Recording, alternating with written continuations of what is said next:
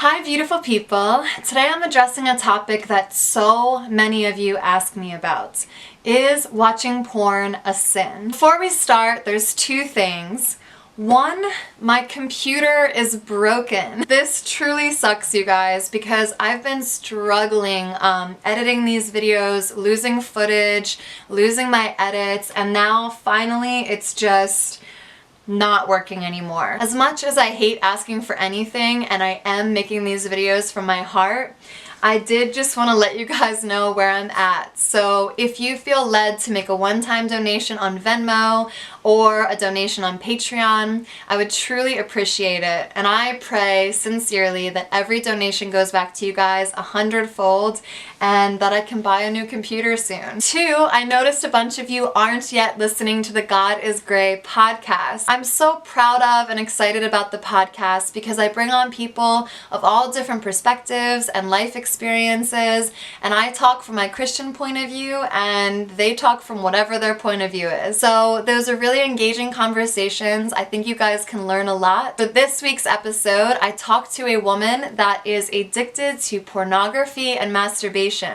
So it ties into what we're talking about today, and it might really help any of you guys that are struggling with this. So, should Christians be watching porn? I have to tell you guys that I do not watch porn. I would not like a boyfriend or a husband of mine to watch porn.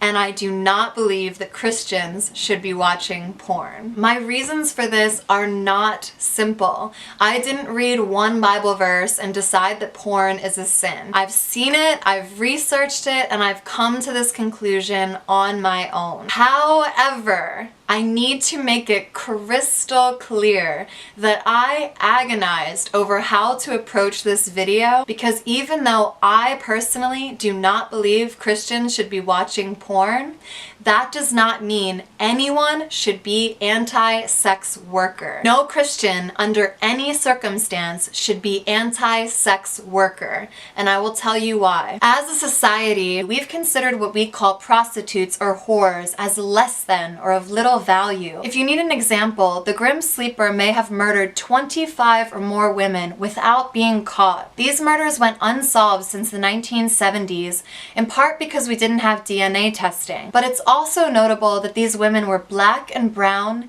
impoverished in South LA, and many were sex workers. In the book, The Lost Women of South Central, Christine Pelzek writes that church groups resisted aiding the investigation because although they, quote, abhorred the murders, they saw the prostitutes as sinners and didn't want to be viewed as supporting that lifestyle. Meanwhile, let's not forget that one of the most notable biblical figures, someone that Jesus loved deeply, was Mary Magdalene, a sex worker. Mark 16:9. Now when Jesus rose early on the first day of the week, he appeared first to Mary Magdalene. Mary Magdalene had a place of honor among the disciples. Do not forget that. And we can be offended all day long by nudity or other people's career choices, but when it comes to sexual integrity, the only person you can judge is yourself. One thing Girl Defined brings up is this. When we look at the porn industry, is there are these women who are valuable and precious in God's sight, but they are being viewed as objects for men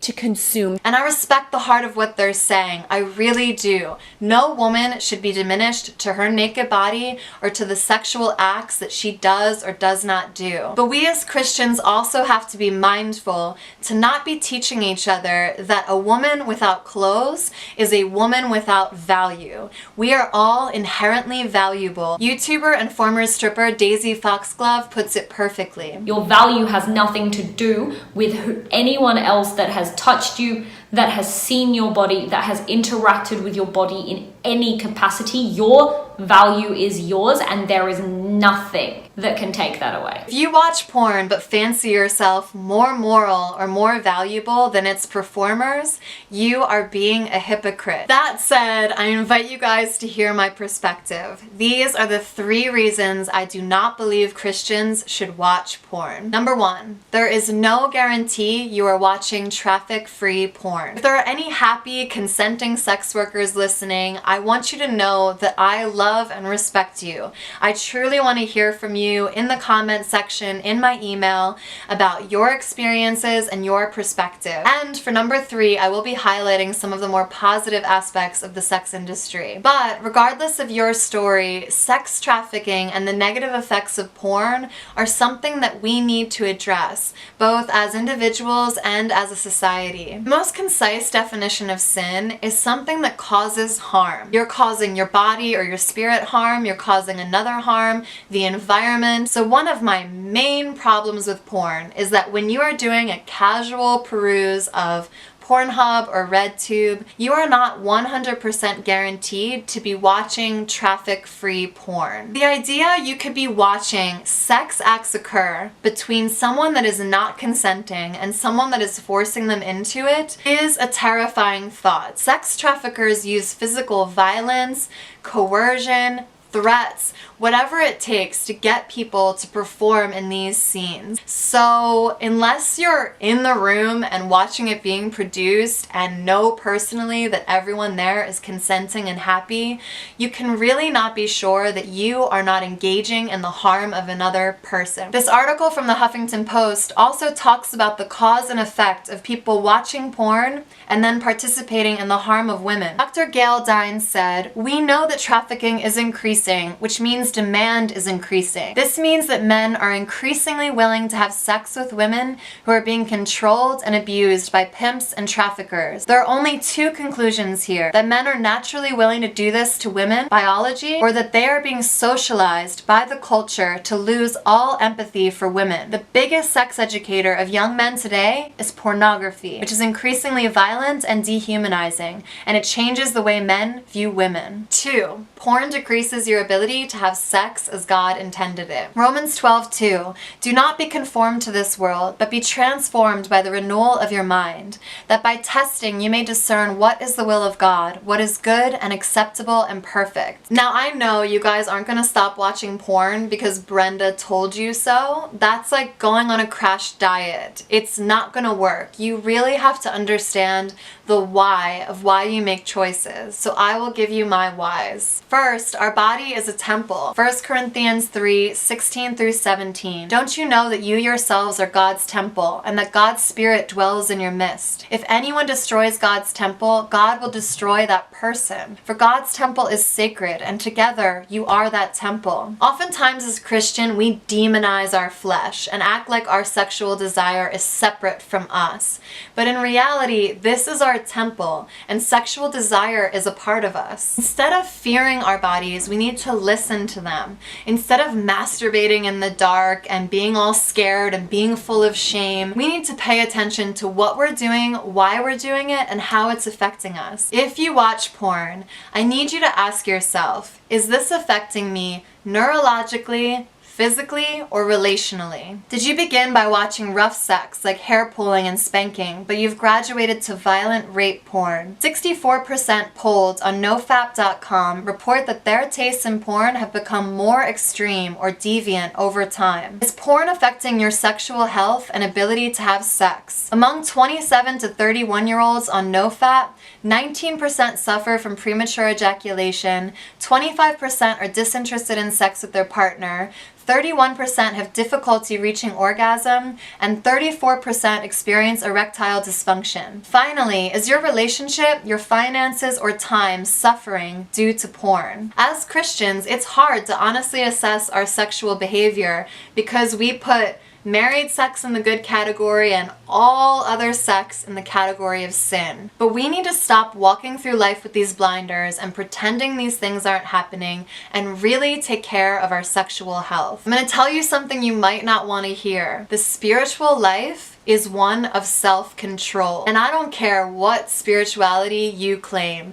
Christianity, Buddhism, Judaism, whatever. They're all based in a lot of self-control and inner reflection. I know many of you were introduced to porn at a very young age, and that is not your fault, but it is your responsibility to take care of your sexual and spiritual health. But the great news is the mind is a muscle and it can be retrained. Habits can be broken and and sexual dysfunction can be healed if you take the steps to do so. Also, discovering and honoring your sexuality is actually really fun. Things we desire sexually are formed both in our early childhood development and again in our adolescence. Your desires and fetishes become a part of your unique sexual language. This language is something you can share with your sexual partner, and telling these secrets can cultivate unbelievable intimacy. On the converse, porn numbs us to these fundamental turn-ons. We lose connection to our original desires and our love language fades. I would encourage anyone to step back from all these pornographic images that you're constantly inundating yourself with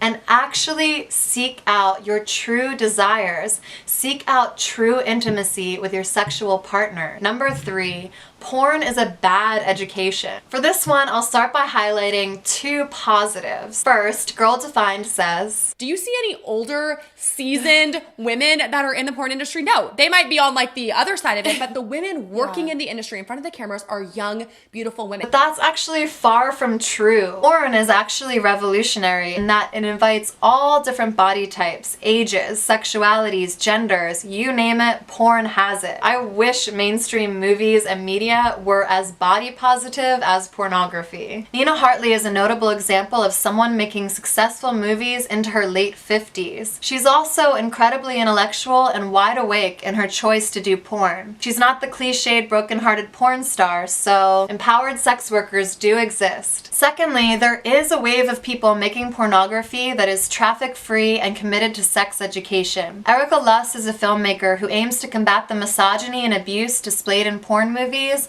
with her honest female point of view. So porn is a multi-layered, multifaceted industry, but Erica will tell you most porn is a bad sex education. I feel so many times that when we look at mainstream pornography, that it's just into showing sex, but it's nothing about understanding sex or how sex feels. I don't want any of you to feel pressured to hold a position you've seen in porn and pretend it doesn't hurt, or pretend you're not sore, or pretend you're okay when someone spits on you or is rough with you just because people in porn are doing that with a smile on their face. Your sexual experience is yours and yours alone. Are you replicating things you've seen in pornography to impress your sexual partner, whether you're a guy that feels like you have to be so aggressive, or you're a girl that feels like she has to take the abuse because any woman in porn would? Or are you truly cultivating authentic experiences in your sex life? Our spirit resides in this body,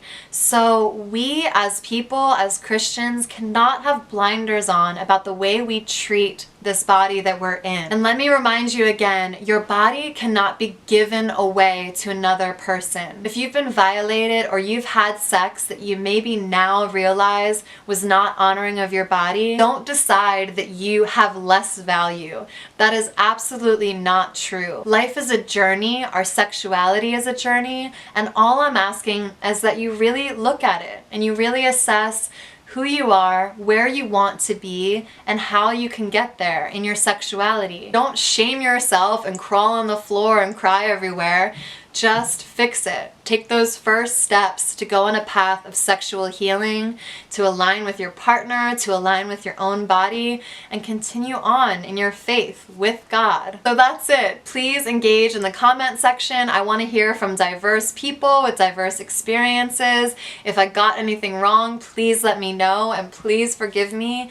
And I love you guys. Please like and subscribe. Donate to my Patreon or Venmo if you can help me get a new computer. And I love you guys. God bless.